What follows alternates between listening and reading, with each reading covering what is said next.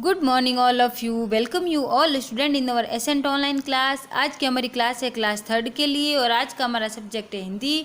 तो बच्चों आप अपनी हिंदी की बुक निकालिए।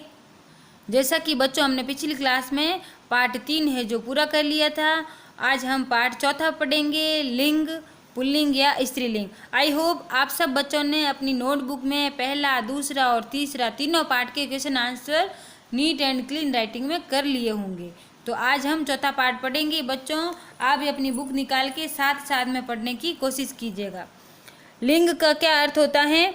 लिंग का अर्थ होता है पुरुष या स्त्री जाति का बोध करवाना। नीचे दिए गए चित्र देखिए और उनके नीचे लिखे वाक्य ध्यानपूर्वक पढ़िए। जैसे पहले चित्र दिया हुआ है, देखो राजा और रानी।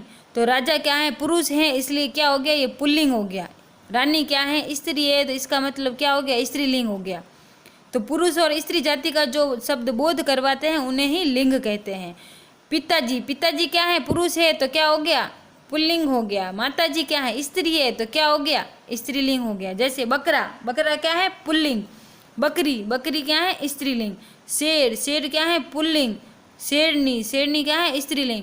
ऊपर दिए गए चित्रों में नर और मादा जाति के कुछ उदाहरण दिए गए हैं जिसमें नर जाति पुल्लिंग और मादा जाति स्त्रीलिंग का बोध करवा रही है। जैसे दूल्हा, दूल्हा क्या है? पुल्लिंग। दुल्हन, दुल्हन क्या है? स्त्रीलिंग। शेर, शेर क्या है? पुल्लिंग। शेरनी, शेरनी क्या है? स्त्रीलिंग। जैसे मोर, मोर क्या है? पुल्लिंग। मोरनी, मोरनी क्या है? स्त्रीलिंग। परिभाषा क्या होगी इसकी?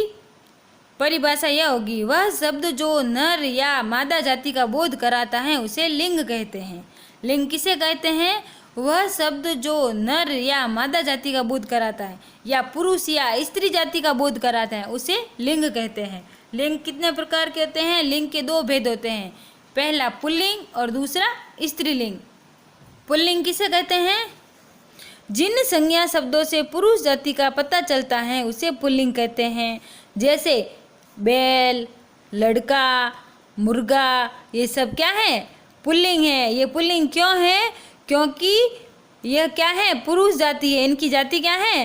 पुरुष जाति है। जिन संज्ञा शब्दों से पुरुष जाति का बोध होता है उसे पुल्लिंग कहते हैं। जैसे बैल। अब गाय, गाय नहीं हो सकती क्योंकि गाय क्या है? स्त्रीलिंग।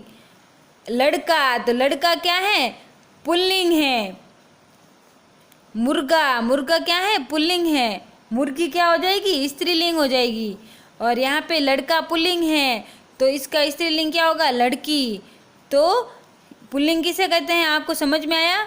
जिन संज्ञा शब्दों से पुरुष जाति का या नर जाति का बोध होता है उसे पुल्लिंग कहते हैं। जैसे बैल, लड़का, मुर्गा। अब स्त्रीलिंग, स्त्रीलिंग किसे कहते हैं?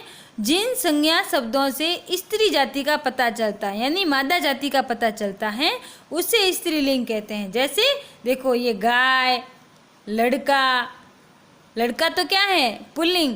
और ये क्या है? लड़की, तो लड़की क्या है? स्त्रीलिंग। ये मुर्गा, मुर्गा क्या है? पुल्लिंग, तो इसका स्त्रीलिंग क्या हो गया? मुर्गी। तो पुल्लिंग और स्त्रीलिंग अब समझ में आया आपको? पुल्लिंग किसे कहते हैं? जिन संज्ञा शब्दों से पुरुष जाति का बोध होता है उसे पुल्लिंग कहते हैं। और स्त्रीलिंग किसे कहते हैं?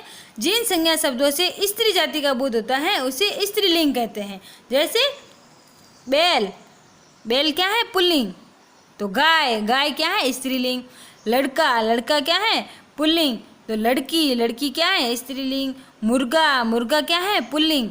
मुर्गी, तो मुर्गी क्या है? स्त्रीलिंग। जैसे बकरा, बकरी। चाचा, चाची, नर, नारी, माताजी, पिताजी, ऊंट, ऊंटनी, गुड्डा, गुडिया, राजकुमार, राजकुमारी, पति, पत्नी, बैल, गाय, दास, दासी, चोर, चोरनी, मोर, मोरनी। मतलब इस प्रकार ये लिंग परिवर्तन होते हैं जिसमें पुल्लिंग और स्त्रीलिंग 2 होते हैं। ठीक है बच्चों, आज अपना होमवर्क पेज नंबर आप 23 निकालिए जिसमें आपके प्रश्न कार्य लिखा हुआ है। पहला, सही उत्तर पर सही का निशान लगाओ। क, घोड़ी शब्द का पुल्लिंग क्या होगा? शेरनी होगा? नहीं होगा। घोड़ा होगा? हाँ यही सही है। तो ये घोड़ा है जो सेकंड वाला ऑप्शन सही है। मोरनी नहीं होगा क्योंकि यहाँ पे घोड़ी शब्द का पुल्लिंग बताया, पुल्लिंग बताना है तो घोड़ी का घोड़ा, घोड़ा का घोड़ी, इस तरह पुल्लिंग और स्त्रीलिंग।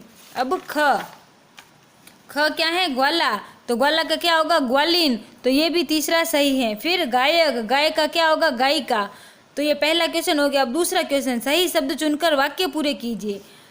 सड़क पर एक लड़का जा रहा है, तो यहाँ पे लड़का आएगा।